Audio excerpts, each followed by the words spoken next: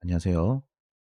오랜만에 어, 수업 영상을 녹화를 하게 되었습니다. 사실 본 수업에서 학교에서 제가 수업한 모습을 영상으로 담았었는데 소리가 녹음되지 않은 관계로 집에서 퇴근하고 와서 집에서 다시 영상을 녹화하게 되었습니다. 그러니까 잘 들으시고 꼭 좋은 결과 있으시기 바랍니다. 자, 이번 파트는 교과서 200페이지고 문화 변동의 양상이라는 파트입니다. 즉, 우리의 문화는 계속 변해 가는데 왜 변해 가는가? 즉, 문화 변동의 요인을 살펴볼 것이고요. 그리고 그 요인에 따라서 문화가 변동한다면 어떤 방식으로, 어떤 양상으로 변화하게 되는가를 중점적으로 보시면 되겠습니다. 자, 바로 본론으로 들어갑시다. 200페이지 본문이 되겠습니다. 자, 우리 첫 번째 문단 같은 경우에는 문화 변동의 의미가 나와 있거든요. 자, 문화 변동의 의미란 새로운 문화 요소가 등장하거나 다른 사회와의 접촉을 통해서 결론적으로는 문화가 변화하는 것을 말합니다. 자, 문화가 변화하는 것을 문화 변동이라고 한다라고 체크해 두시면 되겠고요. 자, 이제 본론으로. 자, 문화 변동의 요인이 있습니다. 크게 두 가지 요인이 있습니다. 내재적 요인과 외재적 요인이 있습니다. 내재라는 말은 안에 존재한다라는 뜻이겠죠. 즉, 우리 사회 안에 존재하는 요인들이 있다고 합니다. 우리 책에서는 발명과 발견을 제시하고 있습니다. 발명이라는 것은 음, 완전히 새로운 문화 요소를 인간들이 만들어내는 것을 발명이라고 합니다. 창조하는 것이죠. 인간이 창조하는 것. 발견이라는 것은 자연 상태에서 이미 존재했으나 인간들에게 알려지지 않았던 문화 요소를 인간들이 찾아내게 된 것을 발견이라고 하겠습니다. 예를 들어서 전기 같은 경우에는 자연 상태에선 분명히 존재했으나 인간들이 알지 못했던 어, 요소였죠. 그것들을 찾아내서 우리 인간의 문화로 사용하기 시작하면서 우리 문화가 변화했기 때문에 이런 것들을 발견이라고 할 수 있겠습니다. 전기는 발명이 아니라 발견이 되겠습니다. 그리고 제 머리 위에 여기 칠판 모양이 보이죠? 요거는 학교 수업에서 썼던 그 판서 내용을 그대로 제가 타이핑했던 겁니다. 미리 각자 필기하시면서 보시면 되겠습니다. 자, 우리 학교가 기독교 학교이기 때문에 발명과 발견이 헷갈린다면 발명이라는 것은 인간이 창조한 것이라고 생각하시면 되겠고요. 발견이라는 것은 신이 창조한 것이다. 이렇게 이해하시면 쉽게 구분이 될 것 같습니다. 자, 이 PPT 부분은 책에는 없는 내용입니다. 사회문화에서 가지고 온 내용인데 우리가 발명을 공부하면서 같이 보면 좋겠다 싶어서 넣어왔습니다. 본 수업에 학생들과 같이 다뤘기 때문에 영상에도 담습니다. 자, 발명에는 또 1차적 발명과 2차적 발명이 있을 수 있습니다. 자, 1차적 발명이라는 것은 발명 이전에는 전혀 없었던 문화 요소나 원리를 새롭게 만드는 것을 1차적 발명이라고 합니다. 예컨대 어, 바퀴나 활 같은 경우를 1차적 발명이라고 하면 되겠습니다. 기존에는 전혀 없었던 문화 요소들을 새롭게 만들어내는 것을 1차적 발명이라고 한다. 자, 그러면 2차적 발명은 뭐냐? 기존에 어느 정도 있었던 문화를 응용해서 또는 각색해서 이를 기반으로 새로운 문화를 만들어내는 것을 2차적 발명이라고 하면 되겠습니다. 예컨대 우리가 바퀴를 만들고 나서 더 많은 무게의 짐을 실을 수 있도록 바퀴라는 요소를 바탕으로 수레나 어, 자동차 같은 것들을 만들어낸 것을 2차적 발명이라고 보면 되겠고요. 그리고 자, 어, 긴 활을 쐈을 때는 댕 하는 소리가 나다가 짧은 활을 쐈을 때는 땡 하는 소리가 날 수 있겠죠. 그러한 활 시위의 소리에 따라서 그를 기반으로 현악기를 인간들은 만들어냈다고 합니다. 그래서 이 현악기 같은 경우에도 활을 기반으로 한 2차적 발명이라고 보시면 되겠습니다. 자, 여기까지가 문화 변동의 내재적 요인이라고 정리하시면 되겠고요. 자, 내재적 요인이 있다면 외재적 요인도 있지 않겠습니까? 외재적 요인이라는 것은 우리 사회 밖에 존재하는 요인들이 있다라는 거죠. 자, 우리 책에서는 전파를 외재적 요인으로 제시하고 있습니다. 전파라는 것은 즉 외재적 요인이라는 것은 즉 우리 사회 밖에 존재하는 요인, 즉 우리 사회가 아닌 외국에서 외국의 영향으로 우리 사회의 문화가 변화하는 것을 외재적 요인 또는 전파라고 하겠습니다. 자, 우리가 전파를 다루면서 바로 202페이지로 넘어가서 202페이지 하단에 개념 자료실을 잠시 보고 갑시다.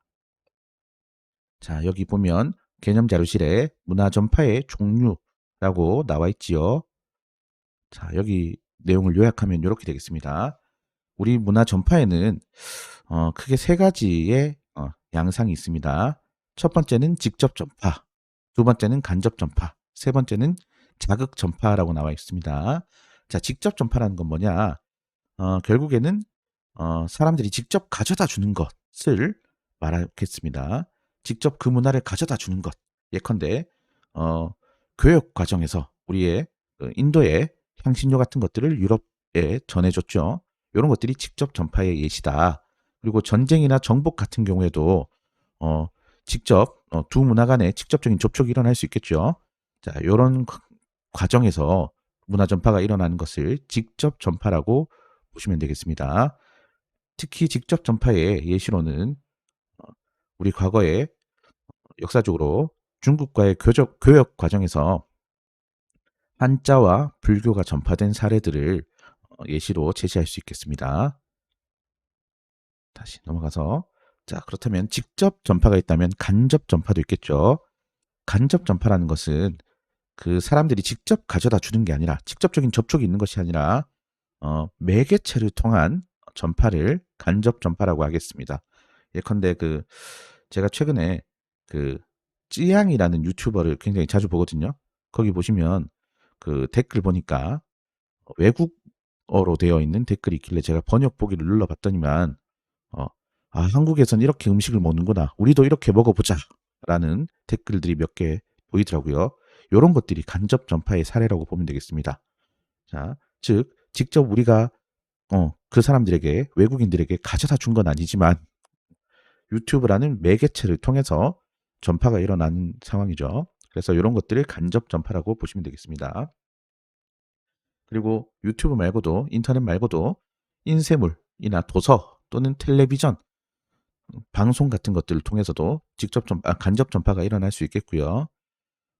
심지어는 노래 같은 것들로도 간접 전파가 일어날 수 있겠습니다. 예컨대 그 사랑하는 사람들을 위한 세레나데, 창문 열어다오 이런 거 있죠.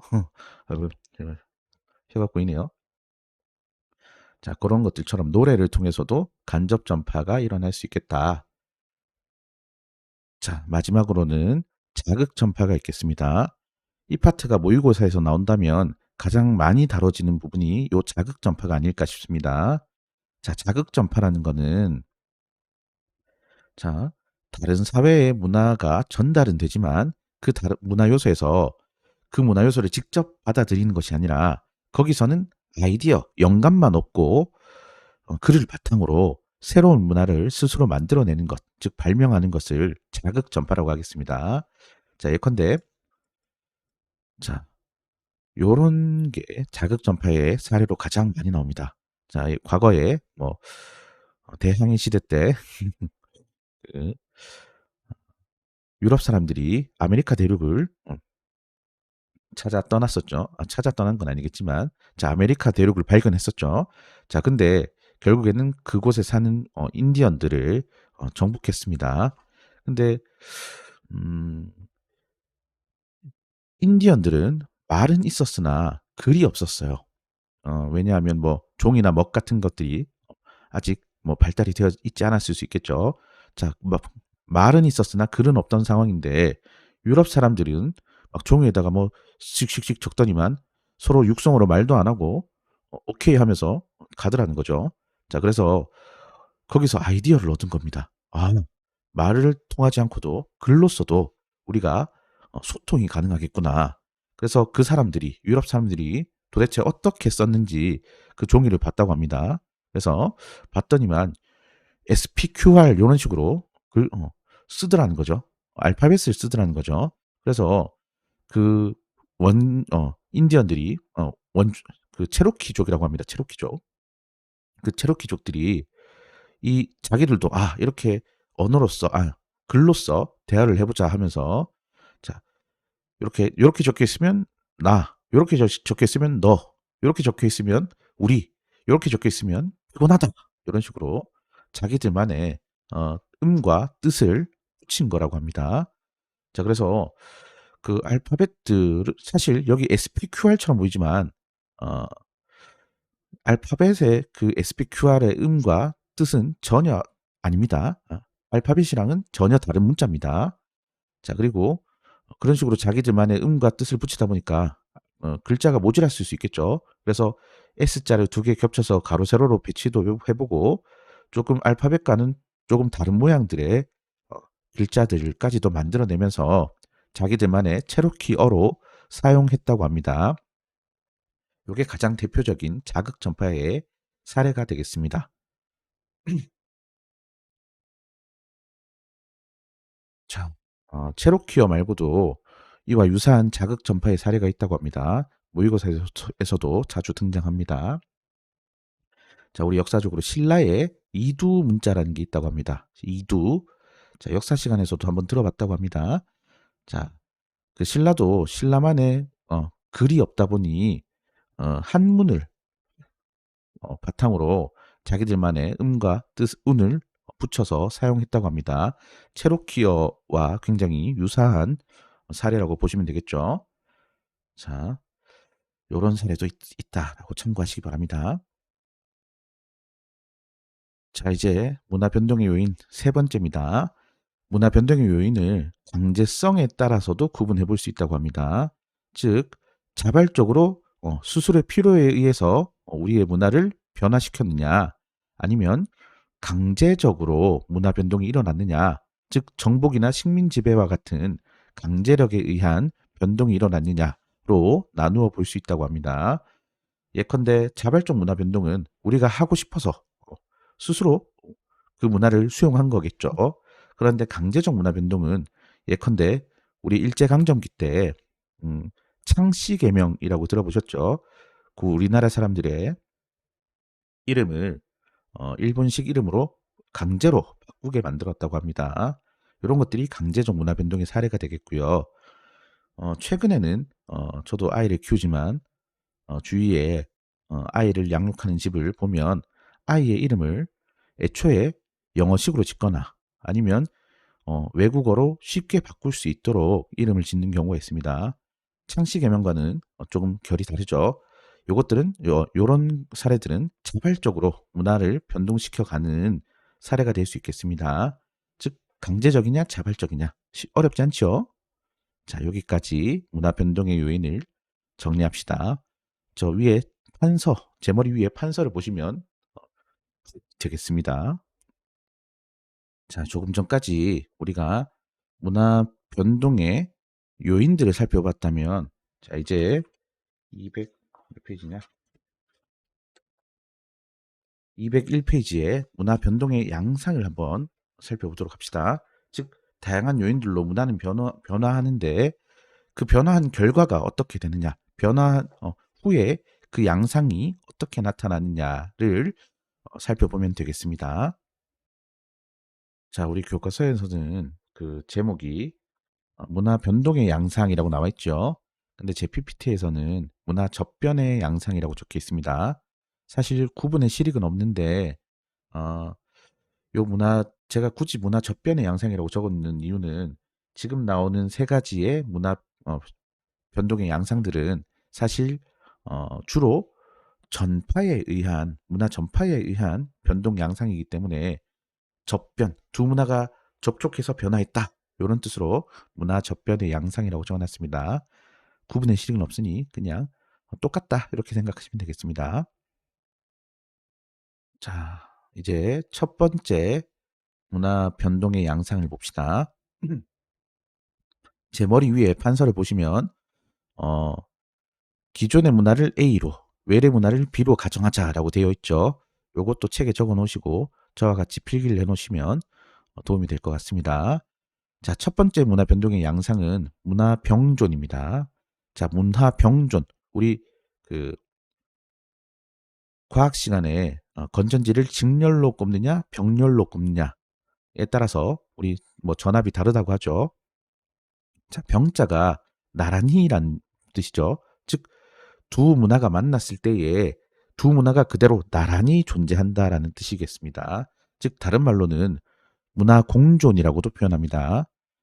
자, 즉 기존의 문화를 A, 외래 문화를 B라고 둔다면 A와 B가 만났을 때 두 문화가 뒤섞이지도 않고 고유한 그 모습 그대로를 유지하면서 각자 공존한다라는 뜻입니다. 나란히 존재한다라는 뜻입니다. 자, 사례로는 우리 교과서에 보시면 200페이지 하단에 자, 사례 1번과 사례 2번 보시면 자, 필리핀의 공용어와 사례 2번에 인천 차이나타운 같은 것들이 문화 공존의 사례가 되겠습니다. 필리핀에는 그 자기들이 사용하는 언어가 170여 개라고 합니다. 그러한 170여 개의 언어들이 나란히 존재한다, 즉 공존한다라는 뜻이겠고요. 자, 우리나라에도 저기 인천에 차이나타운이라는 곳이 있죠. 분명히 대한민국 땅이지만 그 차이나타운에서는 중국의 문화를 고스란히 간직하고 있다고 합니다. 그래서 두 문화가 나란히 존재하는 양상을 띈다라는 거겠습니다. 뜻이겠습니다. 자, 두 번째 문화 변동의 양상은 문화 융합이 되겠습니다. 자, 문화 융합이란 뜻은 자, 융자가 녹는다라는 뜻이죠. 즉, 기존의 문화와 외래 문화가 만났는데 얘들이 접하니까 녹아서 합쳐졌다라는 게 융합이라는 뜻이겠습니다. 즉, 기존의 문화와 외래 문화가 만났는데 자, 전혀 새로운 문화로 재탄생하는 것을 문화 융합이라고 하겠습니다. 예컨대 불고기 피자라고 들어보셨죠? 자, 이태리의 피자라는 문화와 우리나라의 불고기라는 문화가 만나니까 자, 이태리에도 없었고 우리나라에도 없었던 불고기 피자가 생겨난 겁니다. 자, 이런 것들이 문화 융합의 사례다라고 보시면 되겠죠. 자, 그리고 우리 교과서 자, 몇 페이지일까? 자, 우선 203페이지 봅시다. 203페이지. 자, 교과서 203페이지 보시면 자료 2번 보시면요. 자, 성공회 강화성당, 즉 인천의 강화성당을 얘기하는 건데 자, 여기 자료 2번에 사진 보시면 건물의 모습이 사찰, 즉 절의 모습을 띠고 있죠. 근데 우리 책에서는 표시가 되어 있지 않지만 그 다른 각도에서 보시면 여기 사찰 위에 지붕 위에 십자가가 달려 있습니다. 자, 겉으로 봤을 때는 사찰의 양식, 절의 모습을 하고 있는데 자, 우리 동그라미 안에 사진 보시면 여기 책에는 제대로 설명이 되어 있지 않지만 헌금함도 있고 강대상도 있고 즉 성당의 모습을 띠고 있다라는 겁니다. 이런 것들이 문화가 융합된 즉 짬뽕이 된 그런 문화로 재탄생한 문화 융합의 사례가 되겠습니다. 자, 그리고 아까 전에 제가 자료 1번을 안 봤는데 이 페이지 펴진 김에 자료 1번도 같이 봅시다. 자, 자료 1번 보시면 말레이시아의 종교 기념일 있죠. 자, 우리나라도 마찬가지입니다. 우리 5월에 석가탄신일 우리 공휴일로 연휴로 3일 쉬었죠. 그리고 이번 달 25일에도 우리가 성탄절이라서 쉽니다. 즉 부처님이 태어났을 때도 쉬고 예수님이 태어났을 때도 쉬고 여러분들의 입장에서는 많은 신들이 계속 태어났으면 좋겠죠. 자, 그런데 이런 기독교적 가치관은 아닙니다. 자, 여튼 자료 1번 보시면 1월에는 말레이시아에서 힌두교 축제로 쉬고요. 자, 그리고 5월에는 불교 축제로 쉬고 6월에는 이슬람 축제로 쉬고 12월에는 성탄절 축제로 쉬고 즉 여러 가지 문화들이 나란히 존재한다, 공존하고 있는 모습, 즉 문화 병존의 사례가 되겠습니다. 자, 이렇게 보시고 다시 본 페이지로 넘어갑시다. 다시 201 페이지로 돌아와 보면 여기 사례 3번 보시면요. 과달루페 성모상이라는 것도 있습니다. 자, 일반적으로 천주교 성모 마리아상을 보면 보통 흰색으로 표현하는 경우가 많습니다. 근데 여기 보면 애초에 갈색으로 표현되어 있죠. 즉 여기 과달루페 성모상이 있는 곳이 멕시코라고 합니다. 멕시코. 즉 멕시코인들의 피부 색깔에 맞춰서 색깔도 바꿨고, 또 잘 보시면 마리아의 옷 스타일도 멕시칸 스타일입니다. 그리고 또 어 성모상 뒤에, 성모 마리아 상 뒤에 이런 아우라 같은 모양이 있죠. 자, 요게 전통적인 멕시코의 전통적인 태양신을 의미한다고 합니다. 즉 성모 마리아와 태양신이 뒤섞여서 기존에 없던 새로운 문화를 만들어낸 문화융합의 사례가 되겠습니다. 자, 마지막으로 문화 동화를 설명하겠습니다. 자, 문화 동화라는 말은 다른 말로는 문화 대체라고도 표현합니다. 쉽게 생각하면 굴러온 돌이 박힌 돌을 뺐다, 이렇게 생각하시면 되겠습니다. 기존의 문화가 있는데 외래 문화가 들어오더니만 박힌 돌을 빼버린 거예요. 그래서 즉 어, 기존의 문화는 사라지고 외래 문화만 남는 경우를 문화 동화 내지 문화 대체라고 표현합니다. 자, 사례를 보시면 어디 갔냐? 자, 여기 201 페이지 사례 4번 보시면 어, 여기 인디언 추장님이 보이죠? 자, 근데 우리가 아메리카 대륙이 유럽인들에게 지배당하면서 사실 인디언의 그 문화는 이제 전혀 남아있지 않습니다. 그죠? 저도 사실 93년 대전 엑스포 때 어릴 때 거기 엑스포 갔더니만, 대전에 갔더니만 추장님이 계시길래 저랑 사진 찍었는 게 있었어요. 근데 그 추장님도 배우라고 합니다. 연기자였다고 합니다. 자, 심지어 그 정글의 법칙도 보면 과거에 그런 논란이 한번 있었죠. 그 정글의 법칙에서 정글 오지를 탐험하면서 거기 있는 원주민을 만났다면서 원주민과 교류하는 모습을 카메라로 담아냈는데, 알고 봤더니만 그게 관광 패키지였다고 하죠. 그런 것처럼 사실 이제는 물론 있는 것도 있겠지만 원주민의, 특히 여기 아메리카 대륙의 인디언 문화는 이제 사라지고, 여기 인디언의 후손들도 아침에는 우유 한 잔, 점심에는 패스트푸드, 즉 뉴요커의 생활을 하고 있을 겁니다. 자, 이제 문화 변동의 양상을 마지막으로 정리해 봅시다. 제 머리 위에 판서를 같이 보면서 정리했으면 좋겠습니다. 자, 우리 문화 병존, 문화 융합, 문화 동화를 고유성과 정체성으로도 한번 구분해 볼 수가 있겠습니다. 자, 고유성이란 건 그 모습 그대로를 간직했느냐가 고유성이 되겠고요. 정체성이라는 것은 존재한다는 자각, 즉 존재감이 있느냐를 가지고 정체성이라고 표현하면 되겠습니다. 자, 우리 문화 병존 보시면 기존의 문화 A와 외래 문화 B가 그대로 나란히 뒤섞이지 않고 그대로 존재하고 있죠. 나란히 존재하고 있죠. 그래서 A의 기존의 문화도 고유한 그 모습을 그대로 간직하고 있고, 외래 문화도 고유한 그 모습을 그대로 간직하고 있습니다. 그러다 보니 문화 병조는 고유성이 나타난다, 이렇게 설명이 되더라고요. 이게 그 수능 문제였습니다. 수능 문제, 사회문화 수능 문제.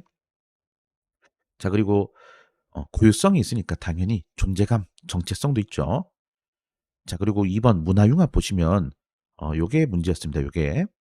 자, A, 즉 기존 문화와 외래 문화가 서로 뒤섞였죠. 뒤섞였죠. 그러다 보니까 요 뒤섞인 모습이 고유한 그 모습은 아니잖아요.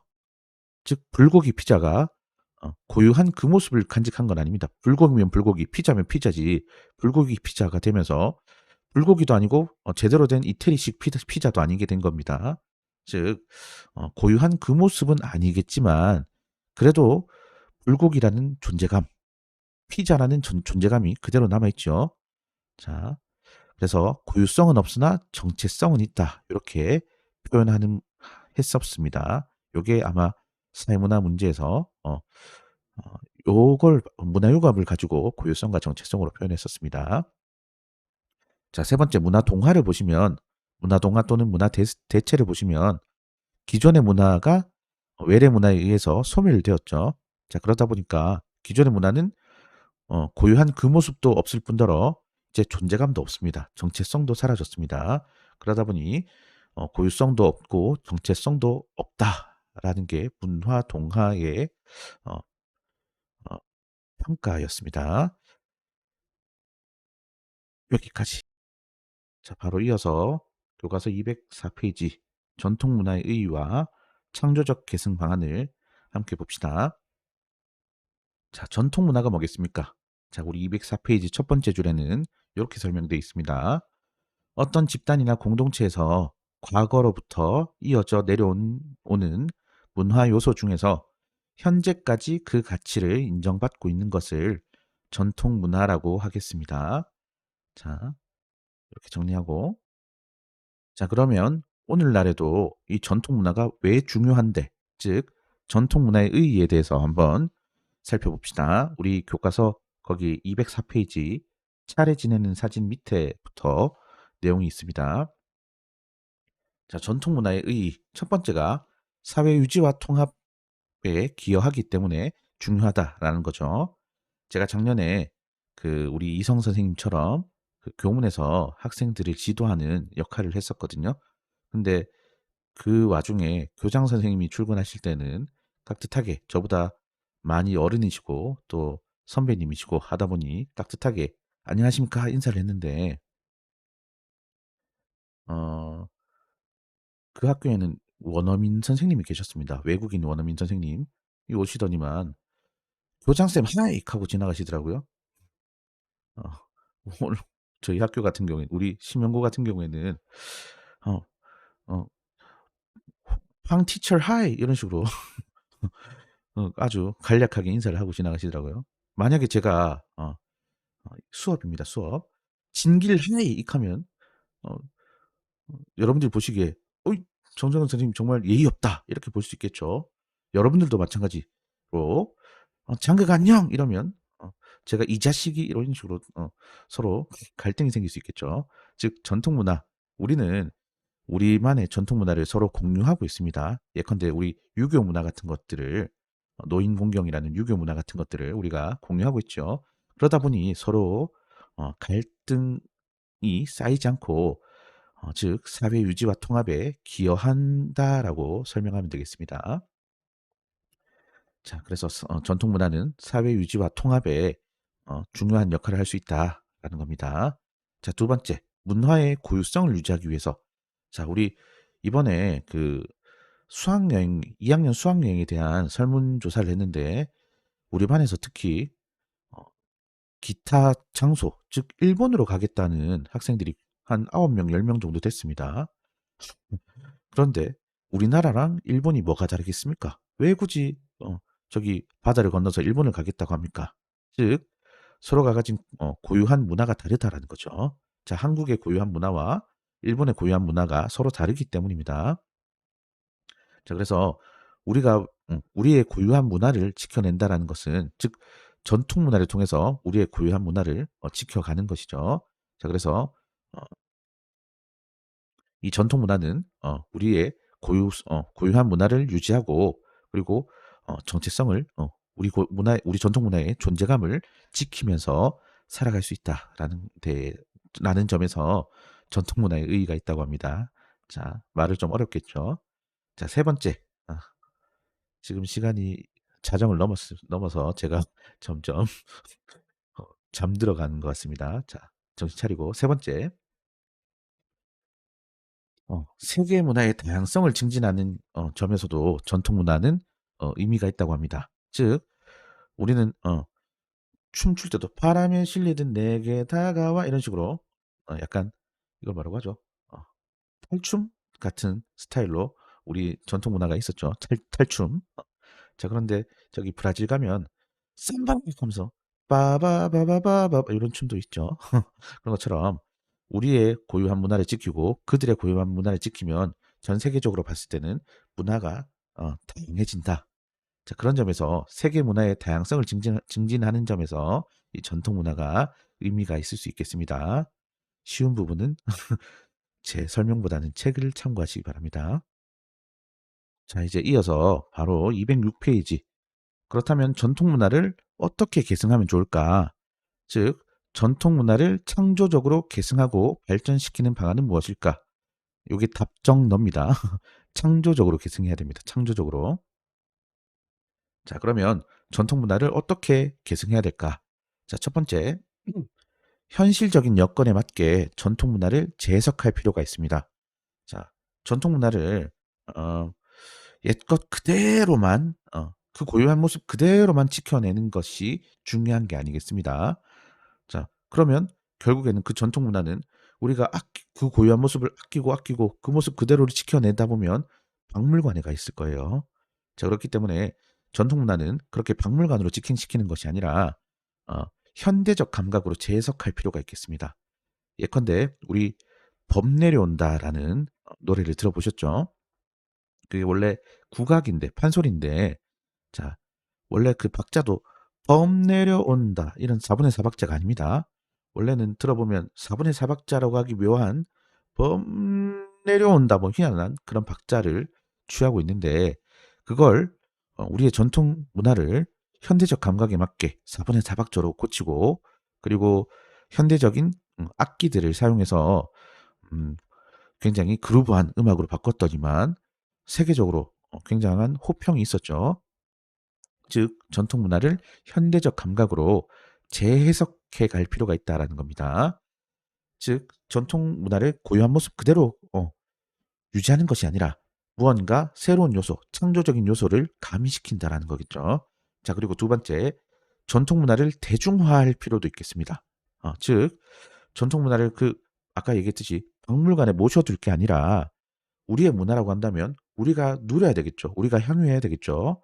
자, 그래서 우리의 전통 문화를 음, 대중화시키는 시켜야 전통 문화가 그 가치를 유지한다라고 설명할 수 있겠습니다. 그 안예은 송소희의 사랑이 왜 이리 아픈가요? 라는 그런 노래 들어봤죠. 상사화라는 노래. 자, 그래서 우리 국악을 현대적인 피아노와 현대적인 그 감각에 맞게 부르다 보니까 그 상사화라는 곡이 생각보다 굉장한 인기를 끌었습니다.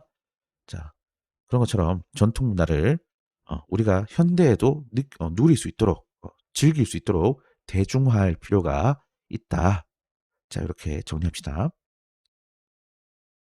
자, 이제 마지막으로 206페이지 두 번째 전통 문화의 개선 방안입니다. 자, 우리 문화를 방금 얘기했듯이 창조적으로 계속 현대적 감각에 맞게 재해석하는 것도 중요하겠지만 어, 외래 문화가 무수히 많이 무분별하게 들어온다면 전통 문화가 설 자리가 없어지겠죠. 그래서 외래 문화를 무분별하게 받아들일 것이 아니라 어, 우리 전통 문화의 정체성을 지켜내면서 외래 문화도 비판적으로 수용해야 되겠다라는 말들로 이렇게 전통 문화의 창조적 계승 방안을 간략하게 정리하면 되겠습니다. 이게 굉장히 문제를 많이 낼 수 있고 또 어려운 파트면 제가 말을 많이 되겠는데 어, 각자 요 파트는 여기까지만 하고 각자 책을 읽어보셔도 좋을 것 같습니다. 그래서 영상은 보기 점점 갈라지네요. 영상은 여기서 마무리하겠습니다. 감기 걸리신 인플루엔자 걸린 친구들 빨리 낫고 시험에도 불이익이 없도록 건강 잘 챙기시기 바랍니다. 여기까지 하겠습니다.